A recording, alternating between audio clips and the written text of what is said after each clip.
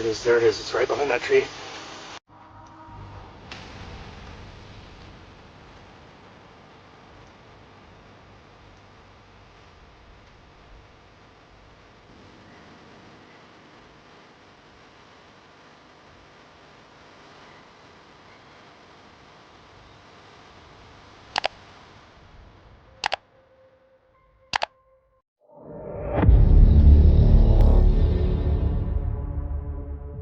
Some Bigfoot encounters are disturbing because they don't feel random.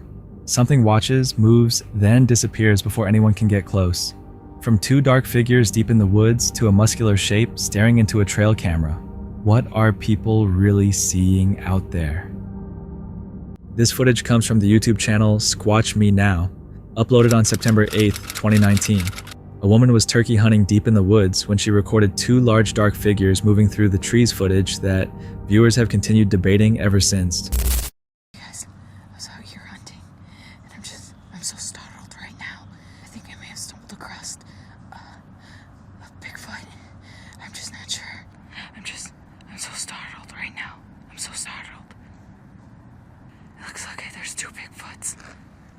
I don't know. It looks like he's got a dead deer in his arm or something. I'm not sure. Oh my god, I think he sees me. I have to go. The woman was alone in the forest when she noticed something unusual moving among the trees ahead of her. Two large dark figures could be seen in the distance, slowly moving through the woods. Their size and shape did not match anything she expected to encounter. One figure appeared to be carrying something large and heavy. It moved toward a tree, stopped, and placed the object down near the base before becoming still. Both figures stayed near the tree line for a short time, partly hidden by brush and tree trunks. The woman kept her distance and continued filming. The two shapes lingered briefly, then started moving again, not toward her, but deeper into the woods. Within moments, they could no longer be seen. No clear identification was ever made. The shapes were large, dark, and upright.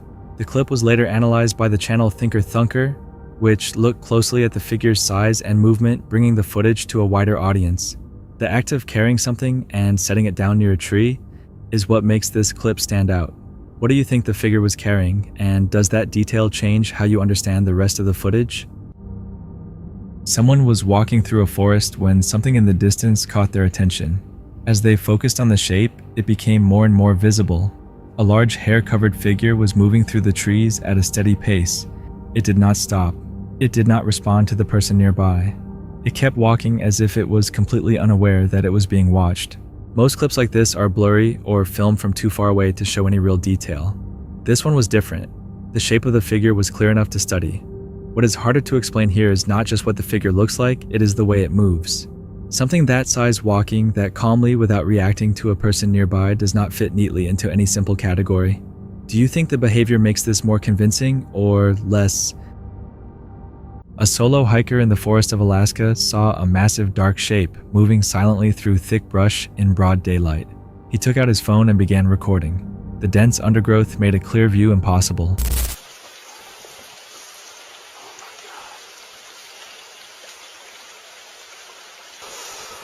Oh shit, there it is again. There it is.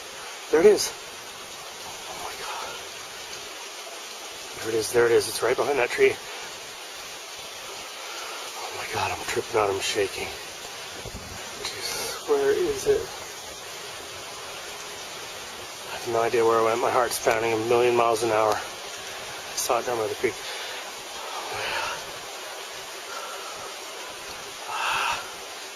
Shit.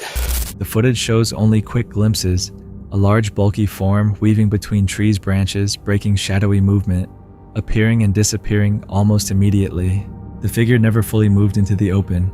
It pushed through the heavy cover and vanished before anything could be confirmed. Something that size moving that quietly through thick brush does not have an obvious explanation. What do you think the hiker actually saw out there? This footage comes from British Columbia. A group of amateur researchers placed trail cameras in a remote forested area with the goal of documenting rare wildlife. They captured something rare, just not what they were trying to find.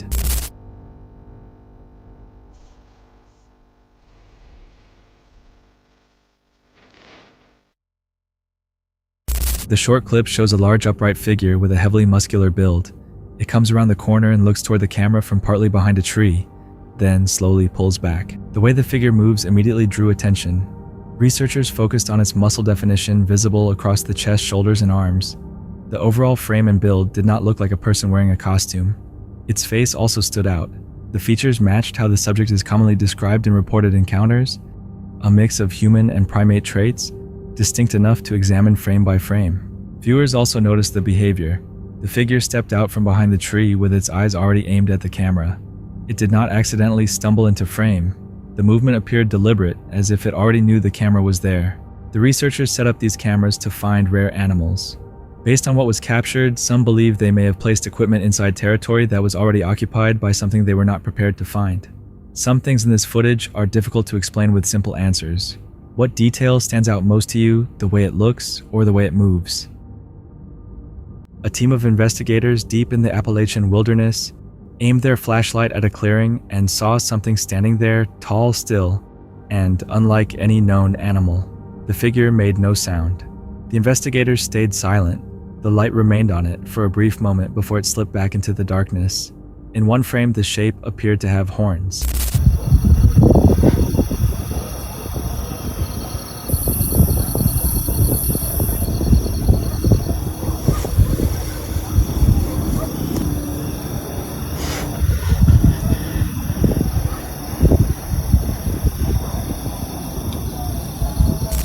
The footage was too unclear to confirm that detail, but it was enough to make viewers stop mid-watch.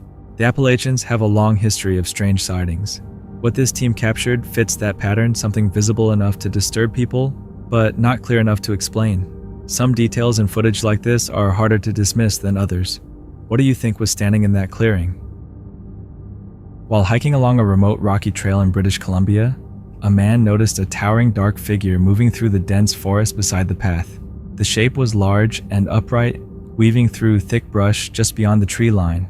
He pulled out his phone and recorded a shaky 30-second clip. Only brief glimpses were captured before the figure silently moved on.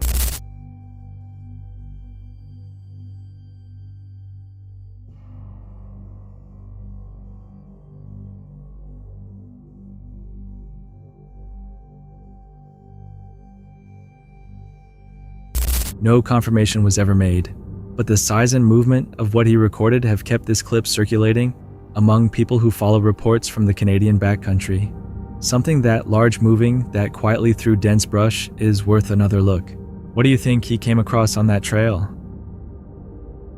The lost 1970s footage feels less like an ordinary video, and more like something that remained hidden for more than 5 decades before anyone outside a small group finally saw it. The recording is believed to be from the 1970s, although the exact filming date is still unknown. It was eventually released to the public on March 28, 2026, and once it surfaced, people in the cryptid community immediately began discussing it. The footage is rough and grainy. In the frame, the forest appears isolated and dense with old-growth trees, the type of place where logging roads slowly disappear into nothing. The light in the scene suggests late afternoon. The person behind the camera kept the shot surprisingly steady for that era. The footage was found decades after it had been filmed, and the identity of the person recording has never been officially confirmed. Even so, the video itself offers a few clues. The filmer appears to have been alone. They were using a camera that would have been costly in the 1970s, and the way the image is framed suggests they may have already been watching something before the recording began. The lens is already aimed at a thick section of brush. Then, after a brief pause, the subject steps out. It moves from behind cover and walks directly into open ground. It does not stop, scan around, or try to conceal itself. The figure is hunched sharply forward. Its arms hang extremely low, swinging far below where human arms normally would. Its neck is difficult to see, with the head sitting close to broad, powerful shoulders. The head also appears rounder and more compressed than many common Bigfoot descriptions. Together, the posture and movement create a form that would be hard for someone in a costume to imitate. The body doesn't move like a normal person. The hips roll in an unusual way, while the shoulders rotate instead of bouncing. What makes the clip even stranger is how exposed the figure is. Many Sasquatch reports describe something alert and cautious, something that avoids humans quickly. But this figure crosses open ground in daylight without looking around. Some investigators believe the location was so remote that it simply did not expect anyone to be close. Others think it may have used that route so often that it no longer saw it as a danger. Whatever the reason, it walks across the field.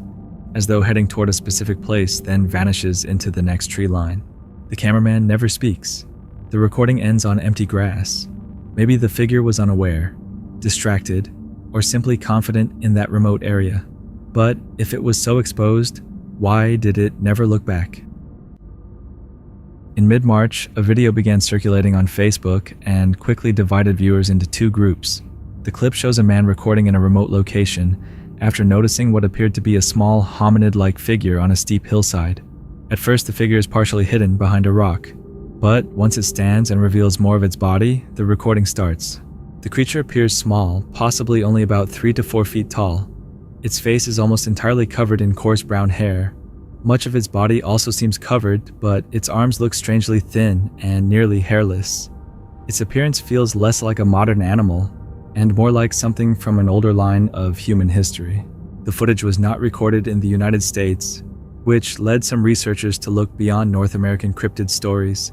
On Indonesia's island of Flores, local people have long shared stories about the Ebu Gogo, a small, hairy being said to stand around 3 to 4 feet tall, with long arms and strange mumbling speech. Those old stories became even more intriguing after scientists discovered Homo floresiensis on that same island, an ancient human species that stood close to the same height described in the legends. In the jungles of Sumatra, another creature known as the orang pendek is described in similar ways. It is often said to be 3 to 5 feet tall, walking upright covered in short fur, and unusually strong for its size. For now, there's no clear explanation. The video is unusual, the setting matches several regional legends, and the figure is easier to make out than many similar clips. But the question remains simple: did this footage capture a rare unknown creature, or something that only appears that way from far away? A woman living near Chehalis, British Columbia, sent Kelly from the Rocky Mountain Sasquatch YouTube channel several unsettling nighttime recordings. The clips were recorded from her property late at night, and include strange vocal sounds echoing through the nearby forest. The noises were unusual enough to make her look for answers and wonder if they might be connected to possible Bigfoot activity in the area. It could be an animal, something changed by the forest at night, or something more difficult to explain. But if those sounds came from the woods around her home, what was making them? I hope you can hear this, Al.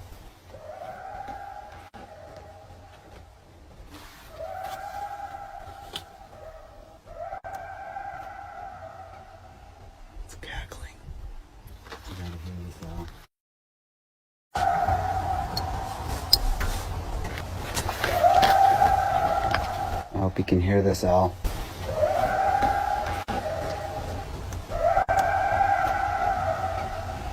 It's cackling.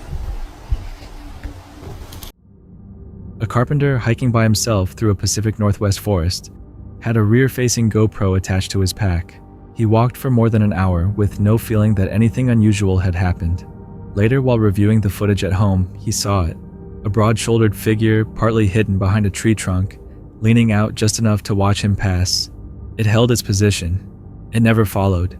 It simply watched with a kind of stillness that suggested this was not the first time. He shared the video online. He has not returned to that trail since. A figure that leans out to watch but never moves closer, that is a very specific kind of behavior. It was not startled and it was not hiding. Do you think it was curious, or did it already know exactly what he was? In 2023, the YouTube channel Into the Wild released footage pulled from a wildlife corridor webcam inside a Canadian national park. A machinery operator was clearing trails while the camera logged routine time-lapse images throughout the day. The first 2 frames showed nothing but trees and snow. In the third, a figure appeared at the edge of the clearing, upright, unusually wide at the shoulders, positioned between 2 trunks, as though it had stepped forward just enough to watch the man work. In the very next frame, it was gone. It had pulled back the moment it risked being seen more clearly. Viewers who compared its size against the surrounding trees estimated a height well over 7 feet. But what unsettled most people wasn't the size, it was the timing. The figure appeared only when the operator was alone, focused on his work with his back turned. It vanished the instant exposure became a possibility. That isn't the behavior of an animal wandering into frame. That's observation. Deliberate, calculated, and patient. Something that tracks a person's attention and moves only when that person isn't looking. That takes a kind of awareness most people don't expect to find out there. Do you think it knew what the camera was, or was it only watching the man? This profile follows Peter Byrne, a man whose search for Bigfoot reaches back more than 60 years. Born in Ireland, Byrne's path carried him far from home, driven by a need to find answers to questions most people never stopped to ask. In the 1950s, a connection with a pioneering researcher from Texas shaped his direction, taking him from the forests of North America to the Himalayas, and securing his place as one of the longest-lasting figures in the field. 1956, with correspondence with a Texan whose name was Tom Slick, projecting a full-time research in the Himalaya. I am Irish. I grew up in Ireland. That Texan was Tom Slick, a bold, obsessive researcher focused on the Yeti. Together, Byrne and Slick traveled through the sharp Himalayan landscape for 3 years, chasing traces and following legends across frozen ridges and hidden valleys. Was trekking in the Himalaya, a small expedition to look for, with this Texan called Tom Slick, this oil man, who became a very good friend, do a full-time search for the Yeti in the Himalaya, 3 years. When that chapter ended, Slick sent Byrne west across the ocean to America, where a different creature and a different wilderness were waiting. Byrne had never been to the United States before. His image of America was skyscrapers and highways, nothing like the places he was about to enter. But the pull of unexplored wilderness was something he already understood, and he agreed to join. So to make a long story short, I signed up with him. I spent 3 years in the Himalaya looking for the Yeti. He invited me to come to the States. He said, you spent enough time up there, come to the States and look for Bigfoot. To me, America was skyscrapers and freeways. But I came over here and got into the search for Bigfoot. January 1960 marked the move from Yeti to Bigfoot, and Byrne never turned back.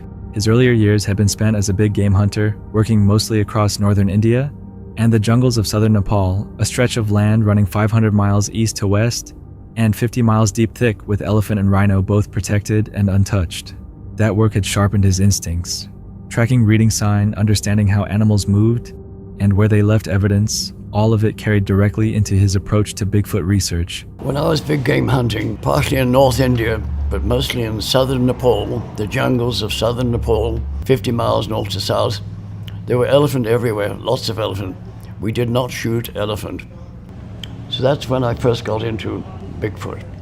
And that was 1956. 57, 58, 59 was the Yeti, and then Bigfoot, January 1960, starting here. After his Himalayan expeditions, Byrne set up a Bigfoot research base in northern Oregon. It was simply a trailer placed beside a local restaurant, but it drew people in. Visitors came with sightings to report, cautious and curious, and Byrne carefully worked through their accounts, recording only the ones that held up. In that part of Asia, the elephant is one of the Hindu gods, shot an elephant. The other animal which was protected was the rhino, which is kind of the preserves of the royal family of Nepal. So those two animals we didn't shoot. My clients would contact me and tell me what they wanted, usually tiger, and I would set up the arrangement before they came. When the operation later moved to Hood River, the same process continued, and what began as a small outpost became something larger, a focused record of first-hand encounters from ordinary people with no clear reason to invent what they described. Across all those decades, Byrne personally found only 6 sets of footprints. He never saw the creature himself, but through hundreds of witness interviews, he built a collection of accounts that he considered more convincing than physical evidence alone. The stories told by people he believed were credible became the base of his conviction. That were credible out of that, and those are in my book. I recorded them. So that was the purpose of the information center. As a big game hunter, were useful, and one was sign reading on the ground, so that when Bigfooting, we'd see something, I could look at it. I learned tracking and sign reading. One account stood out. Witnesses described a figure more than 7 feet tall, dark brown, walking upright with a stride unlike anything they recognized. It came within about 200 yards, then stopped. It turned toward them. For a moment it stood still, arms out, watching, then turned again and walked back into the trees without any sign of fear. Byrne's interpretation was careful. The noise of nearby machinery had likely disturbed it and caused it to move before it could identify the source, a response consistent with how large wild animals behave when they cannot locate a sound. Throughout his career, Byrne worked on the line between doubt and belief. He welcomed skeptics. He understood the field was not widely accepted. Only a small number of scientists ever took it seriously. But the mystery in Byrne's view had never been dismissed, only delayed. After 6 decades of following footprints and listening to witnesses, So the thing walked up to about 200 yards away, it stopped, looked at them, turned and walked away. 7 feet tall at least, 400 to 450 pounds, enormous, swinging its arms, walking upright. And when it stopped like this with its hands out. So the sighting is extremely unusual in that the time of the day, the people. So my theory there is that noise of the machinery got it up, which happens with wild animals very often. They can't pinpoint sound. the question he kept returning to was simple. How close is it, really? And what would you do if you suddenly found yourself standing in front of it? A hunter who spent years reading animal sign in some of the densest wilderness on Earth and still could not find the thing he was searching for that says something about what kind of animal this might be, if it exists at all. Byrne never claimed certainty. He simply kept showing up. What do you think kept him out there for 60 years, evidence, or something harder to name? That's it for tonight. Which moment creep? Drop it in the comments. Have your own story, share it with us, and stay tuned. The next one is even darker.